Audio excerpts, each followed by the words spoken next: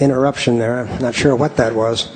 I address you as an atheist and a secularist and a Marxist. I'm very much troubled by your remarks about the need to stand up and fight this Muslim jihad. I have no time for oppressive religion of any stripe, but I think you are well aware of the long history of crimes committed by the British government in Iraq, the United States government in Vietnam, and today in Iraq and Afghanistan. And I'm wondering how you can possibly say that it is Western civilization, the civilization of the colonizers and the oppressors, who do it all, of course, in the name of liberation and democracy, how this is not the fundamental problem, rather than what you call the jihad of what I consider to be the response to the crimes of U.S. and European imperialism. Well, there you have it, ladies and gentlemen. There you have it. You see how far the termites have spread and how long and well they've dined. When someone can get up and say that in a meeting of unbelievers, that the problem is Western civilization, not the Islamic threat to it. That's how far the termites have got. Now, as a matter of fact, sir, I could have asked that question 50 times better than you did and answered it 50 times as comprehensively. If you'd like, I can, without conceit, refer you to a biography of mine of Henry Kissinger. That is a compendium and anthology of the war crimes committed by the United States and its allies in the Third World and elsewhere, and a call for those people, those responsible, to be arraigned for crimes against humanity and war crimes. It's a cheap paperback published by the New Left Review that anyone can get hold of, and I can't recommend too highly.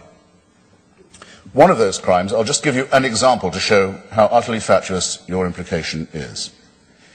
One of those crimes was the arming and training of the Indonesian armed forces to take over the Republic of East Timor. Some of you are no doubt aware of this terrible atrocity. It's one of Noam Chomsky's best campaigns in writing, leading to the very near physical extirpation of the people of East Timor. A genocide more comprehensive than Cambodia, taking place a little afterwards, with our weapons, with our diplomatic protection, and with the endorsement of Kissinger and Ford.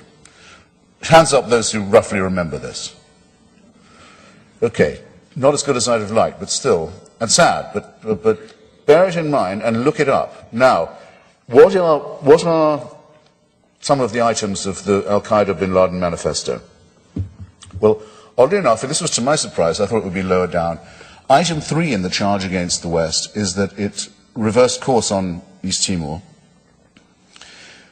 tried to undo the genocide, brought East Timor to a referendum on independence, sent Jose Vieira de Mello, one of the greatest, Sergio Vieira de Mello, one of the greatest UN civil servants, to East Timor to supervise the transition to independence and the election, and made East Timor the newest member of the UN.